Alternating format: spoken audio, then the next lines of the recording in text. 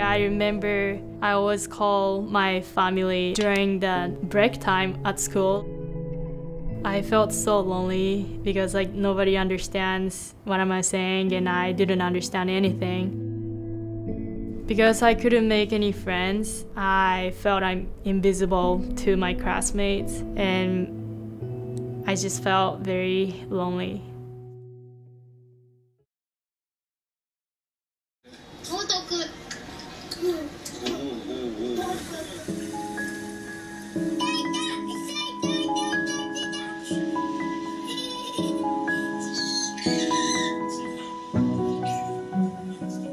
私は谷田ゆりかです。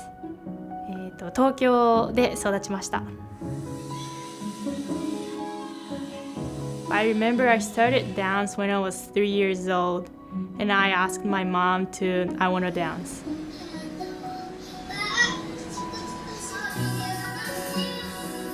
I like performing in front of audience. I just love dancing on the stage and getting like all attentions and getting the spotlight. I just loved it.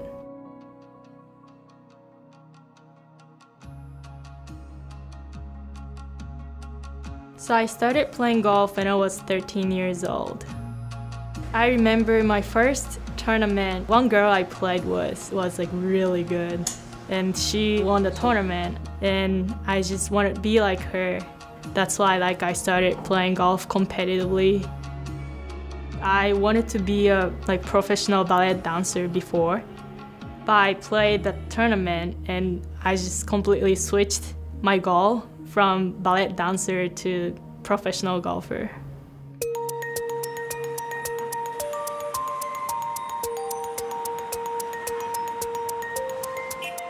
So I live in Tokyo, like a city area. So like my closest golf course is over like 30 minutes away.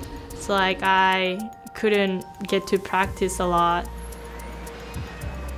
もう始めた時からそのコーチっていうんですかね、インストラクターの人からこの子は才能があるんでこの道に進んだ方がいいということを言われました。In Japan, it's very common to turn pro after graduating high school. And at that time, I didn't have that skills to turn pro right after high school. And if I go to college, I thought it's very cool to come to the States. So I searched by myself how the college golf in the States like. And I actually gave them a presentation why I wanted to come to the States. 僕らがアメリカに行くことを仕向けたんではなくて、彼女が自分からアメリカに行きたいというふうに言い出したのがきっかけです。その意味ではとても不安はありましたけれども、子供の将来のために親としてできることをしてあげようというふうに思ったので、それを全力で後押ししたというような状況。First, they're worried. But they understand I am very serious and I wanted to achieve goals. That's why I needed to come to the States. 娘が全く英語を喋れなかったので、その中で一人で生活ができるのかっていうこと、特に病気とかになった時に細かいニュアンスで伝えられるのかっていうのが心配だった。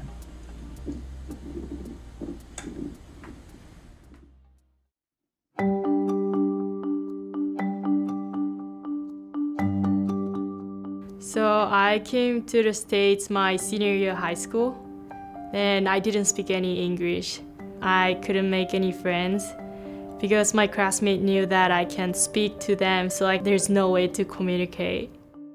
彼女が日本を懐かしがらないというんですかね、寂しがってホームシックにならないように、親としては常に寄り添っていたという感じです。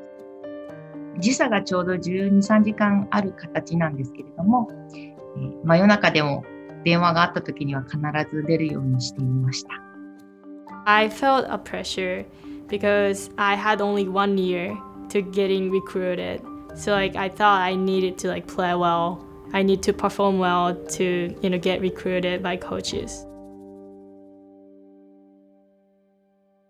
I actually was speaking to one of my friends down in West Palm, a golf teacher, about another player, And she happened to mention this young Japanese girl that had just come over from Japan and was at a very small academy. So we started doing a little bit of research on her, contacted her.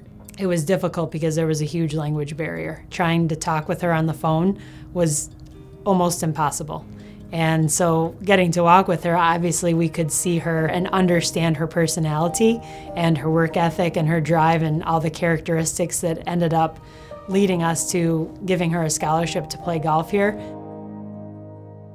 So for me, like, I don't have any families in the US, so like college has to be like my second home. So I visited here and I just love coaches, and my teammates treated me like a little sister. Then I felt a connection like a family to my team, and I was very comfortable. そうですね。もし日本にいた場合には、まだやはり日本の同じ大学生で、私たちと一緒に住んで、私たちと、生活をしてた、ね、完全に、まだ私たちの子供だったんですけれども、今は完全に独立してっていうんですか、親の手を離れて自分一人でやっていけるというところについて、日本にいるよりも成長のスピードというんですか、速度が速くなって、そうですね、頼もしくなったという点では、アメリカにやってよかったなというふうに思います。How I've coached and lived my life is everything happens for a reason. And she fell into our lap and came to Michigan State for a reason. I talk to my own daughter about her all the time. And I say to her, think about the journey that she's taken the past really 7 years of her life when she got here. You see a young person who wants something, and that goal has always been at the top of her list to play on the LPGA. She knew that in order to do that, she had to get to the States and she had to play college golf. She knew that. Coach Stacy told me, like, your success is determined by your work ethic. I always trying my best, whether in a classroom or workouts room or on the course. By coming to MSU, I'm getting closer to what I wanted to be.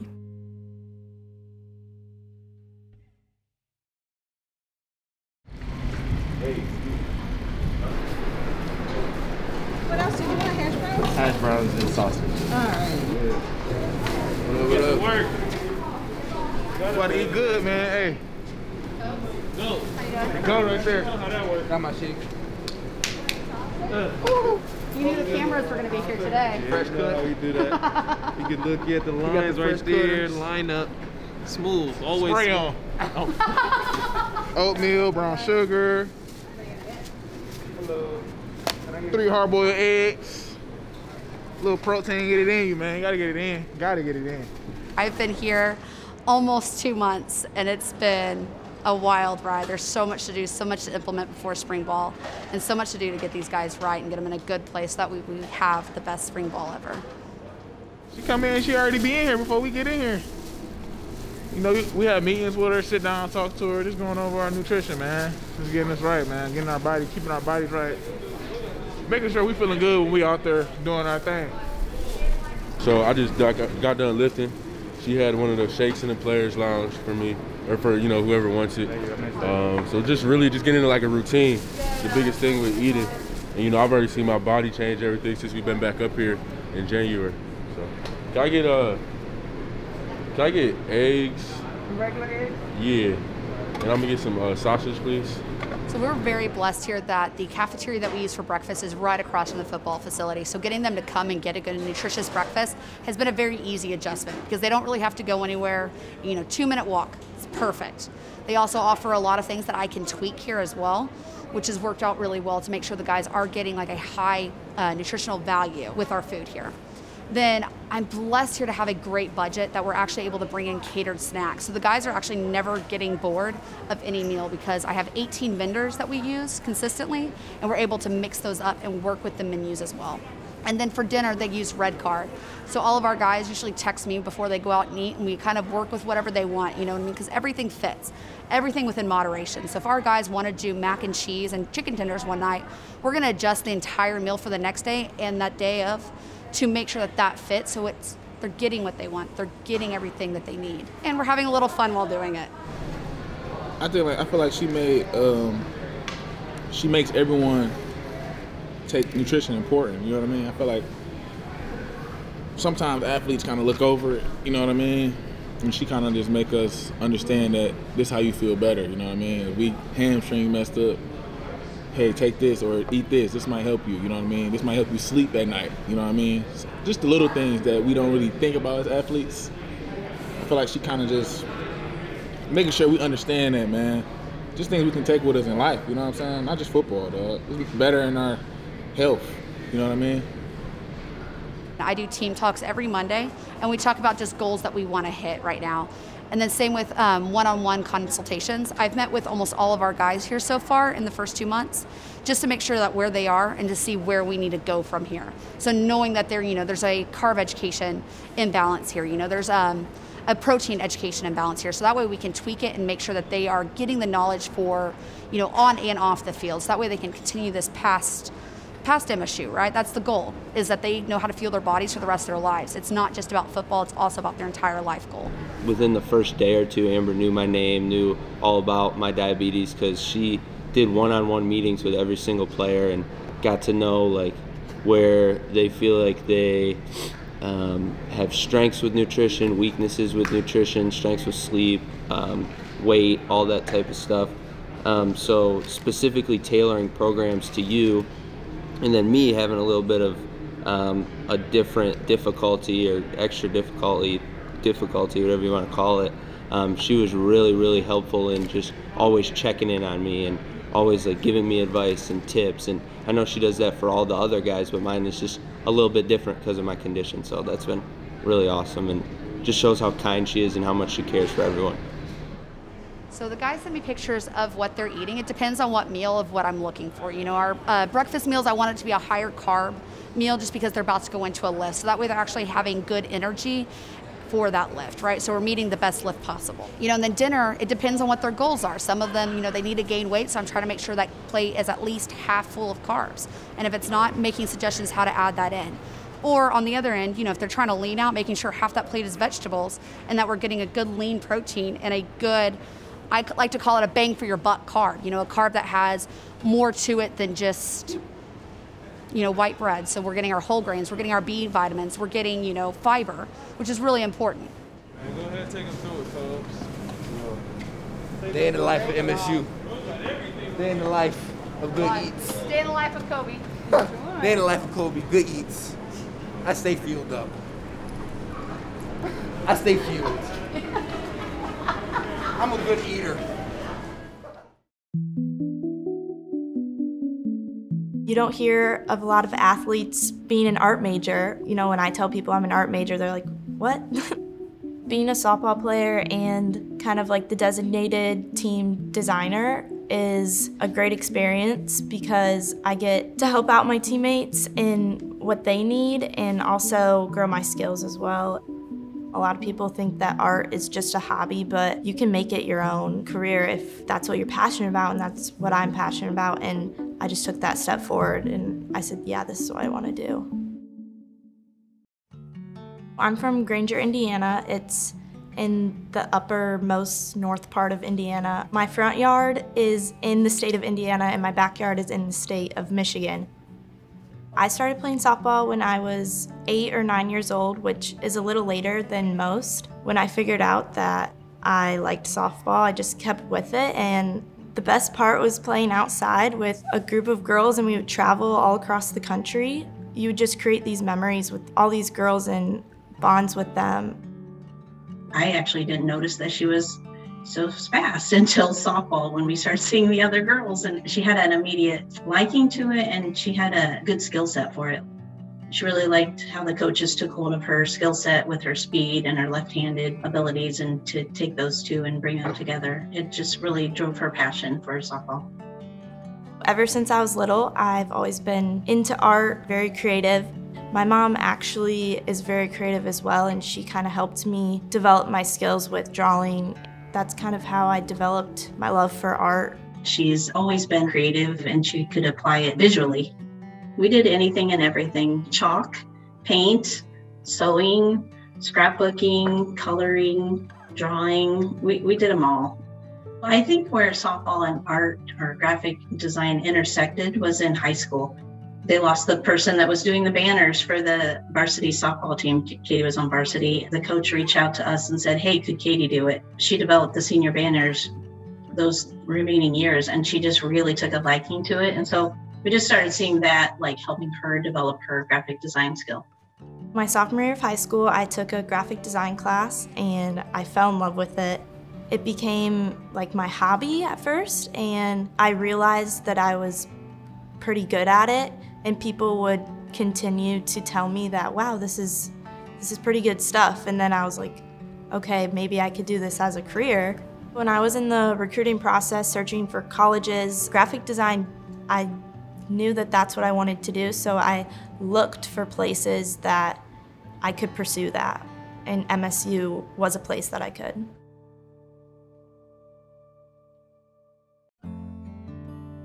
Originally, I came to school and I was a graphic design major. So I took classes to build my skills and grow in my graphic design abilities. Educationally, I was looking for more. And so that's when I realized I wanted to do more in the athletics department. I mean, we go out of our way to make sure our student athletes have every opportunity to figure out what they want to do. Now it's up to them to do it. When she mentioned it, that is certainly an area that we need. In fact, she might be one of the first I've ever had that does that. And in Katie's case, I mean, you just needed to see one thing and you said, oh, this kid's talented. I've been a softball player pretty much my whole life, and it's scary to go on the other side because it's out of my comfort zone. You're not the player, but you're the person behind the scenes, and I was really nervous that my stuff wasn't going to be good enough or I wouldn't be able to contribute, but it was all a growing and learning opportunity. I'm the student designer in the athletic department. I get a chance to express myself through my art and be creative in my own ways outside of softball. Looking back, I'm glad I did take that step and learn and grow in the other side of athletics. When I go into the athletic department and start my work, that was where the magic happened with me, where I learned so much and grew so much in my skills. And a lot of what I learned is there's a lot that goes into it that as a player you have no idea. That's where I really found my passion for graphic design, and it was basically snap of a finger. I knew this is what I want. It comes so quick to her. The turnaround is amazing. She's not a kid that needs days and weeks and months. I mean, bang, you give her an idea and it's done the next day or in 2 days. Katie has really grown and matured. I mean, just look at what she did her freshman year and what she just created for our team posters this year. I mean, there's no doubt her stuff's a lot better and it's more sophisticated, in my opinion, in terms of what she can do. I'm super proud of her. I mean, just really, really proud of how far she's come. A dream job for me would be to work for a pro team. That's kind of where my passion lies, is in sports, but also still in design. Working in the athletic department has been a great growing opportunity for her and how she can apply her skills going forward. She's gotten a great experience across the board, and she loves what she's doing. Coming into Michigan State, she didn't really know what she wanted to do. I think she has a good sense of what that is now. Super proud of her. Ever since I've been here, I would call Michigan State my home. MSU definitely has given me the right tools that I need to be successful in my career. You just have to take them. They present so many opportunities for you here, and I took them. I took that step, and being able to play softball here, it was my dream ever since I was little to be a collegiate softball player, and for Michigan State to fulfill that dream was just the best thing I could ask for. And then on top of that, the opportunities that Michigan State has given me from a graphic design standpoint, was even better. I don't think I could have gotten this anywhere else. It's literally the best place ever.